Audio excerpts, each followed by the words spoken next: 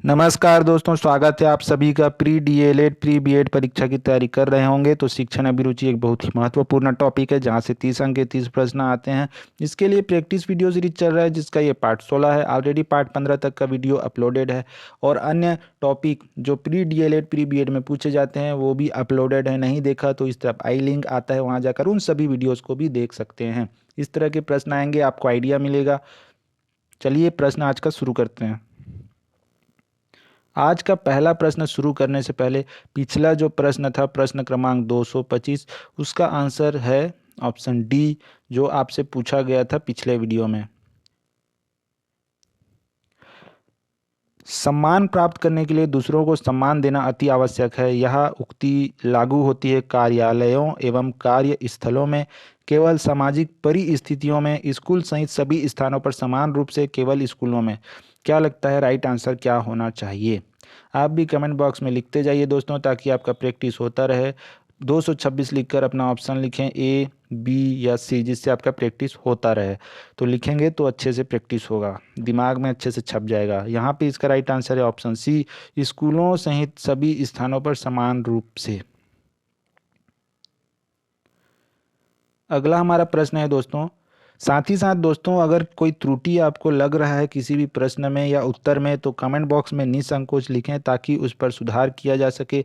इससे आपको भी नॉलेज बढ़ेगा और अन्य का भी नॉलेज बढ़ेगा और साथ ही साथ सभी के लिए बहुत ही अच्छा होगा ये। तो शिक्षण व्यवसाय को अपनाने के लिए पीछे निम्न में से एक को छोड़कर सभी कारण हो सकते हैं। समाज सुधार की भावना, स्वयं को एक अच्छे शिक्षक के रूप में स्थापित करने की लालसा, सेवानिवृत्ति के बाद प्राप्त होने वाला लाभ, छात्रों के सर्वांगीण विकास के लिए प्रयास करने की इच्छा।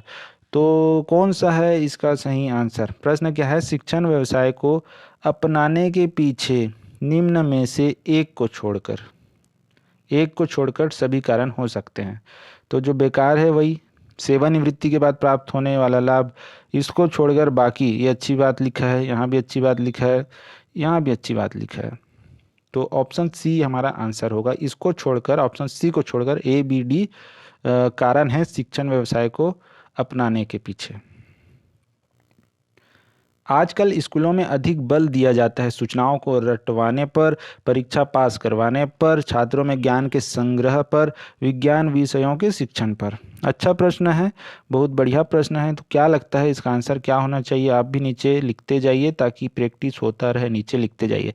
तो यहाँ पे राइट आंसर जो है वो है सूचनाओं को रटवाने पर। हालांकि परीक्षा पास करवाने पर भी सही है, छात्रों में ज्ञान को संग्रह पर सही है, और ये सब सही है, लेकिन सबसे उचित आंसर ये है। वास्तविकता में देखें तो परीक्षा पास करवाने पर भी बल दिया जाता है ज़्यादातर, लेकिन यहाँ पे इसको चुनने पे आपको नंबर नहीं मिलेगा। आपको ऑप्शन ए चुनना है, तब आपको 1 नंबर मिलेगा। वर्तमान आधुनिक शिक्षा एवं उसका स्वरूप है छात्रों के लिए लगभग व्यर्थ, छात्रों के लिए गलत, शेष सबके लिए सही, अत्यंत उपयुक्त एवं भिन्नताओं पर आधारित, छात्रों को दिशा देने में असमर्थ। तो क्या लगता है इसका राइट आंसर क्या होना चाहिए? तो अच्छा प्रश्न है, और ऑप्शन डी, छात्रों को दिशा देने में असमर्थ, इसका सही आंसर है। एक बार प्रश्न और पढ़ लीजिए, क्या लिखा है? वर्तमान आधुनिक शिक्षा एवं उसका स्वरूप, छात्रों को दिशा देने में असमर्थ।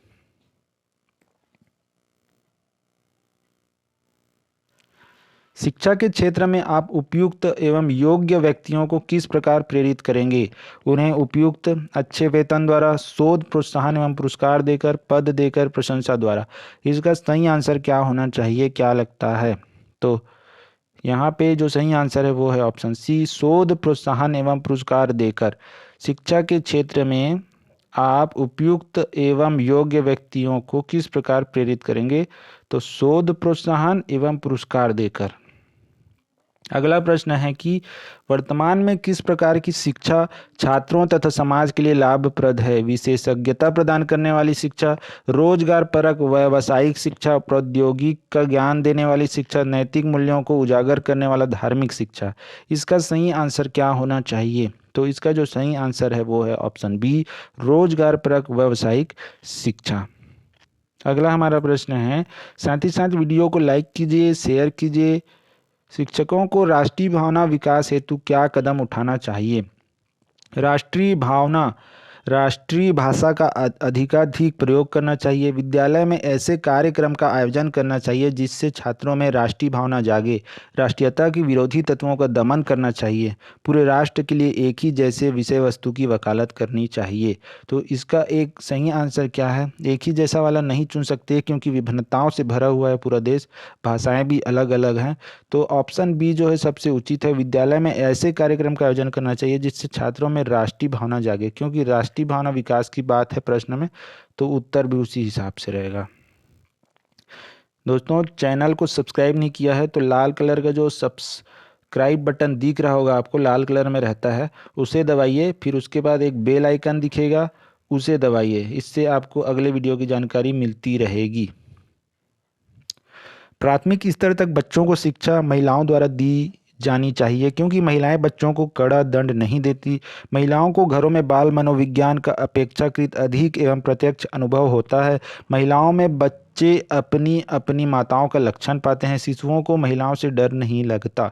क्या होना चाहिए? इसका आंसर क्या होना चाहिए? बहुत अच्छा प्रश्न है। ऑप्शन भी अच्छे हैं, लेकिन कोई एक ऑप्शन चुनने से ही एक नंबर मिलेगा, सभी को तो नहीं चुन सकते। तो जो ऑप्शन बी है वो सबसे उचित आंसर है। महिलाओं को घरों में बाल मनोविज्ञान का अपेक्षाकृत मतलब पुरुषों की तुलना में अधिक एवं प्रत्यक्ष अनुभव होता है।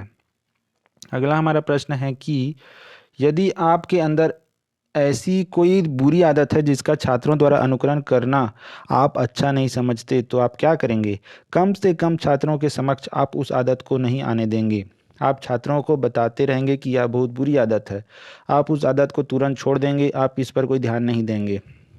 उदाहरण के तौर पर अगर आप गुटखा खा रहे हैं या तंबाकू खा रहे हैं, मतलब ये कि बुरी आदत है, विशेष करके बच्चों की को देखते हुए, तो यहाँ पे आप क्या करेंगे?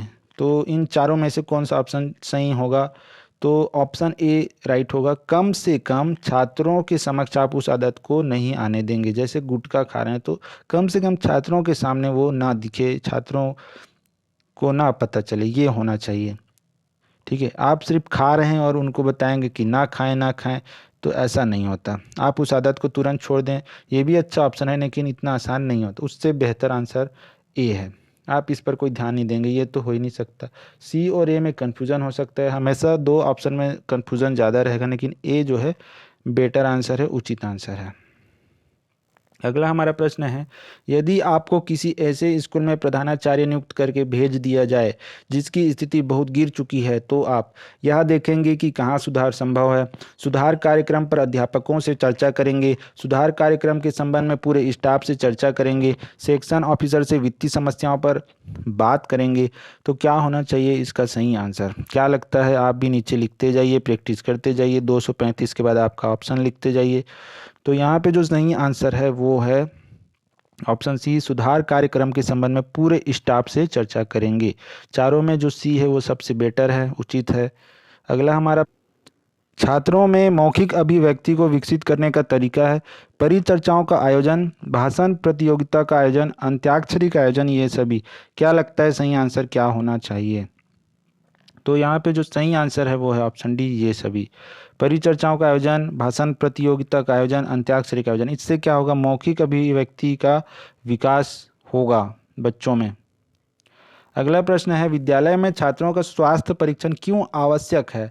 निर्धन माता पिता इस काम को नहीं करा पाते। छात्रों की स्वास्थ्य संबंधी कुछ समस्याओं का जानना स्कूल के लिए आवश्यक है। यह विद्यालय का भी दायित्व है। इनमें से कोई नहीं। तो इनमें से कोई नहीं ऑप्शन तो होगा नहीं। यह विद्यालय का भी दायित्व है, ठीक लग रहा है। निर्धन माता पिता इस काम को नहीं करा पाते, ठीक लग रहा है, लेकिन ऐसा नहीं है। जो स्कूल हैं बीपीएल निर्धन के लिए भी होता है और वहाँ वो जांच करा सकते हैं। तो ऑप्शन ए तो नहीं हो सकता।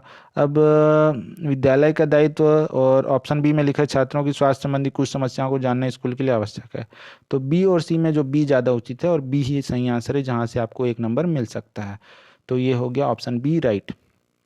कक्षा के प्रति कमजोर छात्रों के लिए अध्यापक को क्या करना चाहिए? खाली समय में उनकी मदद करनी चाहिए, उन्हें ट्यूशन पढ़ने के लिए सलाह देनी चाहिए, परीक्षा में फेल होने के डर से उन्हें कक्षा से निकाल देना चाहिए, ये सभी। क्या होना चाहिए राइट आंसर? तो ऑप्शन ए, खाली समय में उनकी मदद करनी चाहिए। ठीक है, कक्षा के प्रति कमज़ोर छात्रों के लिए अध्यापक को क्या करना चाहिए? खाली समय में उनकी मदद करनी चाहिए। ऑप्शन बी नहीं, ऑप्शन सी नहीं, तो ये सभी भी नहीं होगा। ठीक है, ऑप्शन ए ही सबसे उचित आंसर है इसका। अगला प्रश्न है, पत्र पत्रिकाएं जैसे न्यूज़पेपर वगैरह पढ़ने से समसामयिक विषयों एवं घटनाओं की जानकारी प्राप्त होती है, अध्ययन की आदत का विकास होता है, ऊपर्युक्त दोनों इनमें से कोई नहीं। तो सही आंसर क्या होना चाहिए? तो ऑप्शन सी जो है उपरोक्त दोनों, मतलब ए समसामयिक विषयों एवं घटनाओं की जानकारी प्राप्त होता है और बी अध्ययन की आदत का विकास होता है पत्र पत्रिकाएं न्यूज़पेपर वगैरह पढ़ने से। तो ये हो गया आंसर ऑप्शन सी। अगला हमारा प्रश्न है, कौन सा पाठ आसानी से पढ़ा और याद कर लिया जाता है? जो अत्यंत सरल हो, जो विद्यार्थी के रुचि के अनुकूल हो, जो मूर्त रूप से प्रस्तुत किया गया हो, इनमें से कोई नहीं। मूर्त रूप का मतलब क्या होता है? फिजिकली आपके सामने जो दिखे, ठीक है, ठोस, उस तरह का चीज़। जिसको कल्पना किया जाता है, मन में सोचा जाता है, वो होता है अमूर्त। और जो सामने दिखे फिजिकल रूप में, ठोस रूप में, वो होता है मूर्त रूप।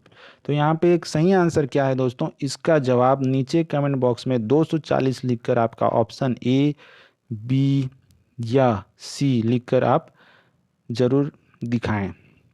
साथ ही साथ वीडियो को आपने लाइक नहीं किया है तो लाइक कर सकते हैं, शेयर कर सकते हैं, और चैनल को सब्सक्राइब नहीं किया तो लाल कलर का सब्सक्राइब बटन नीचे दिखेगा, उसे दबाइए। फिर बेल आइकन आता है, उसे दबाइए ताकि आपको नए वीडियो की जानकारी मिल सके दोस्तों। धन्यवाद।